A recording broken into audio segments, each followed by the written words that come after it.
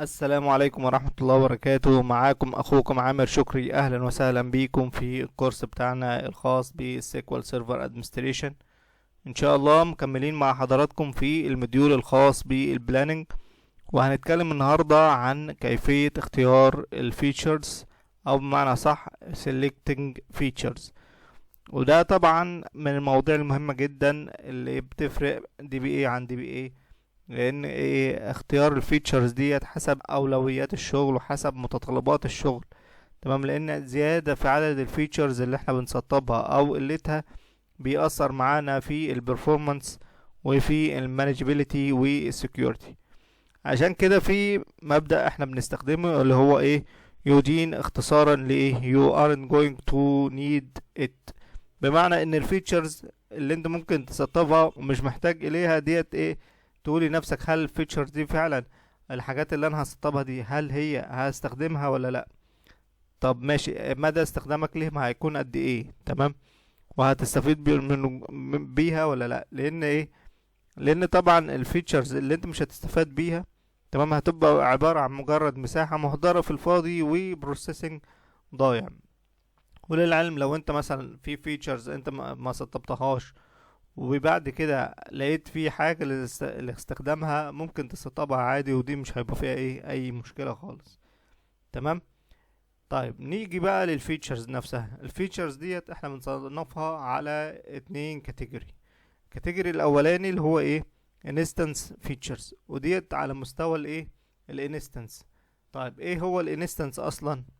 بكل بساطة جدا ان الانستنس ده بيبقى عبارة عن نسخة من السيكوال سيرفر انت بتسطبها على جهازك، والنسخة دي ممكن تسطب اكتر من نسخة.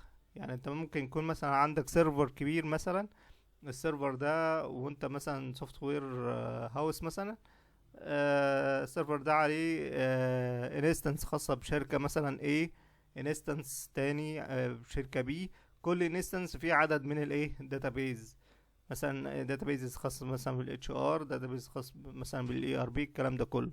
يبقى كل انستنس منفصل عن الانستنس التاني، كل انستنس فيه فيتشرز موجودة مختلفة عن الانستنس التاني. فمن هنا جاء اسم ده نوع. والنوع التاني اسمه shared instance. shared instance من اسمه كده فيتشرز بتنزل مرة واحدة، ماشي، وتكون مشتركة في كل الانستنس. يعني حاجة ديت كل الانستنس شايفاها وموجودة لكل الانستنس، بحيث ان انت كل انستنس ممكن تستخدمها عادي. تمام. طيب نبدأ اول حاجة في الفيتشرز اللي هي انستنس فيتشرز، وهناخد اول حاجة خالص اللي هو الداتابيز انجن سيرفيس. الداتابيز انجن سيرفيس يعتبر الكور سيرفيس للسيكوال سيرفر، ويعتبر المسؤول عن السكيورتي والبروسيسنج والاوبتمايزيشن للريليشنال داتا. تمام. البنية بتاعته عبارة عن عبارة عن 3 موديول: الريليشنال انجن والستورج انجن والسيكوال او اس. تمام. كل حاجة مسؤولة عن حاجة زي ما احنا شايفين كده، زي مثلا السيكوال او اس ده خاص تاسك سكيدولينج اند ميموري مانجمنت. الستورج انجن خاص بالكنترول فيزيكال اكسس تو داتا. الريليشنال انجن خاص بارس اوبتمايز اند اكسكيوت كوماندز. تمام.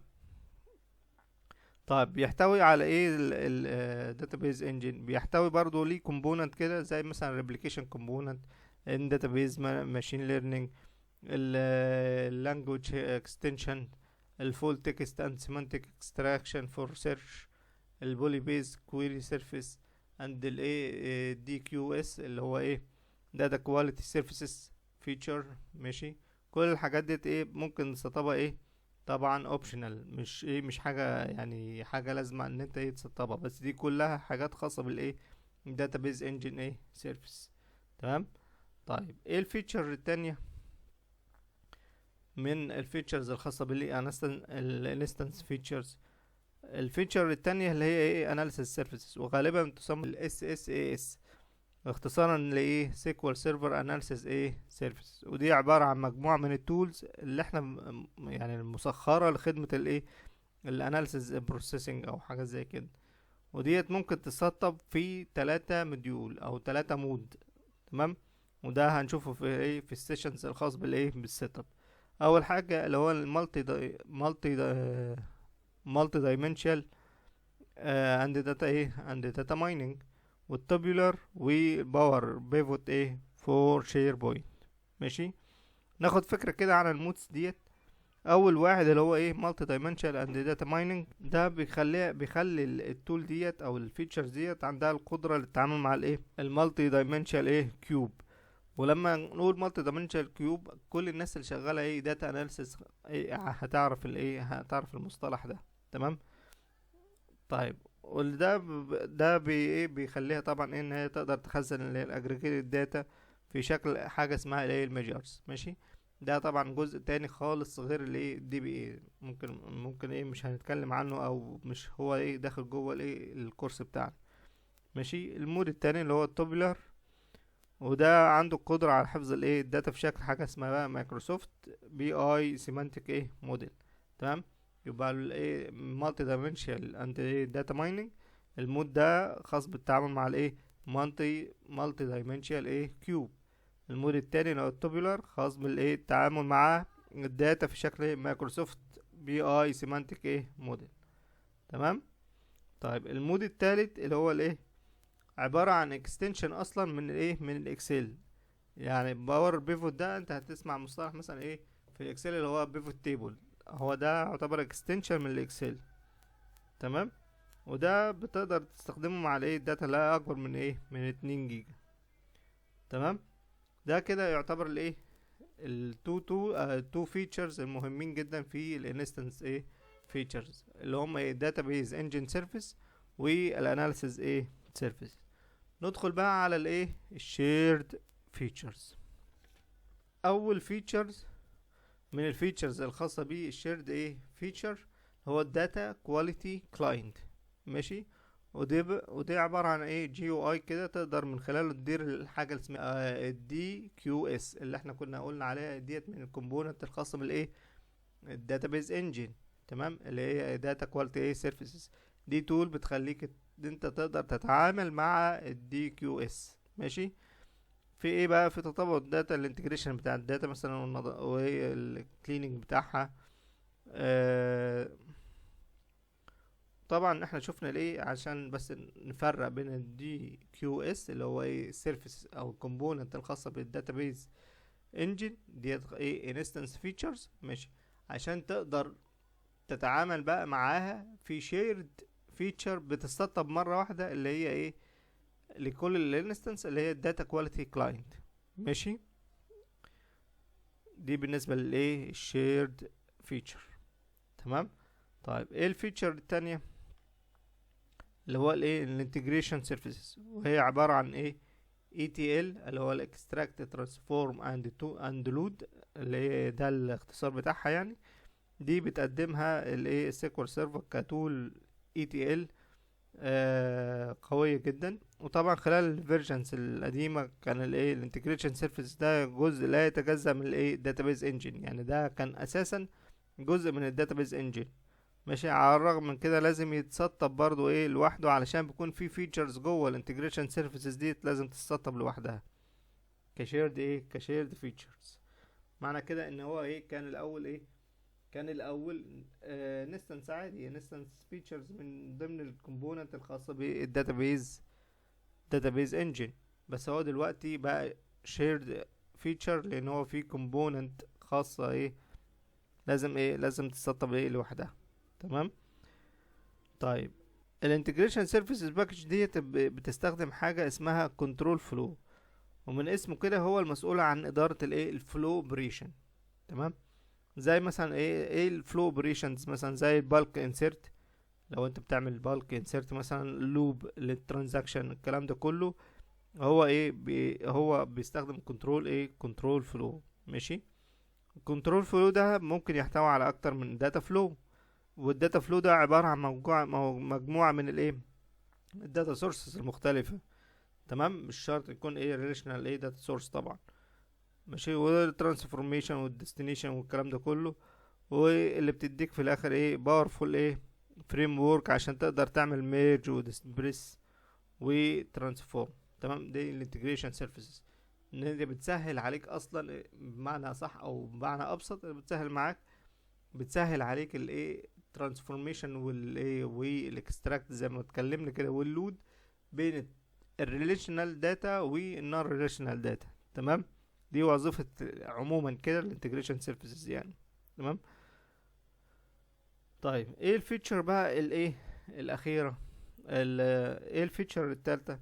الفيتشر التالتة اللي هي سيكوال كلاينت كونكتيفيتي اس دي كي، وديت الاس دي كي ديت يعتبر خاصة بالديفلوبرز اكتر اللي هم شغالين على الابس، مش شغالين مش خاصة بالدي بي اي يعني، او هم بيستخدموها اكتر لان هي دي تعتبر ايه، دي التول اللي بتوفر الكونكتيفيتي بين الايه بين السيكوال سيرفر والابلكيشن اللي هم بيعملوها. تمام.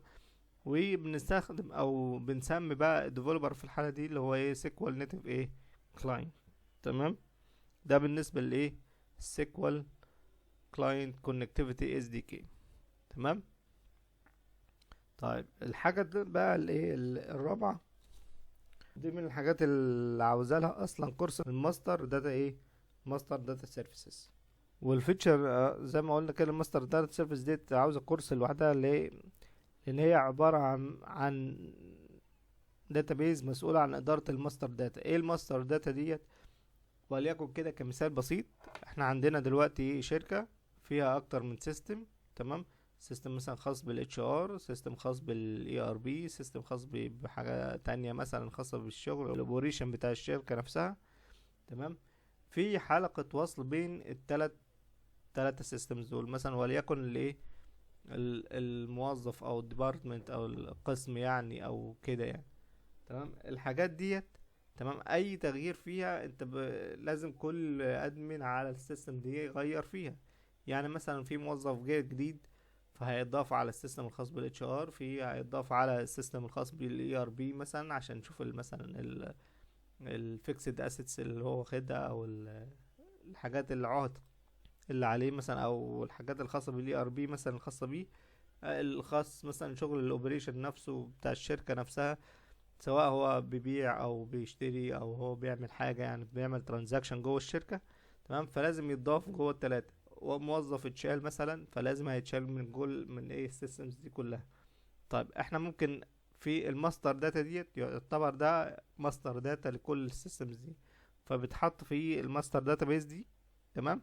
بيبقى في داتابيس كده يعني اللي هي الكومن، واخده كل الحاجه الكومن مشتركه بين الايه التلاته بيزز، وتغير فيها هي لوحدها، والتغيير ده بيسمع في كل الداتابيز التانية. تمام. فهنا بتيجي اهميه الماستر داتابيز، وعشان كده بقولك ان ده يعتبر كورس لوحده خالص الماستر ايه داتابيز، بس دي يعتبر من الشيرد فيتشرز. تمام. طيب الفيتشر الاخيره اللي هي سيكوال سيرفر اكستنشن فور ايه فور ايجور، وديت بتسمح للايه الاون بريمسز سيكوال سيرفر انستنس ان يتم ادارتها من خلال الايه الايجور تولينج، زي مثلا ايه الايجور ارك ايجنت مثلا. ده من ضمن التول اللي هي خاصه بالايجور تول. تمام. ده بتخلي ايه تقدر تستخدم الايه الاون بريمسز سيكوال سيرفر انستنس، وده هنشوفه ان شاء الله خلال ايه خلال الكورس بتاعه. وبكده نكون خلصنا الجزء بتاع الفيتشرز دي، يعتبر اهم الفيتشرز اللي احنا هتقابلنا ان شاء الله، واللي هنشوف هنتعامل معاها ازاي. تمام. وبكده يعتبر خلصنا برضو الجزء بتاع البلاننج ان شاء الله، وهنبدأ من السيشن اللي جاي هنشوف ايه خطوات الايه السيت اب، وهنشوف السيت اب ايه هنعمله ازاي. تمام. ده يعتبر ايه جزء سمري، ممكن ايه توقف كده الفيديو وتقراه. هو بيشرح كل الحاجات اللي احنا اتكلمنا فيها ايه خلال السيشنز اللي فاتت. وان شاء الله الى ان نلتقي نشوفكم على خير باذن الله تعالى، والسلام عليكم ورحمة الله وبركاته.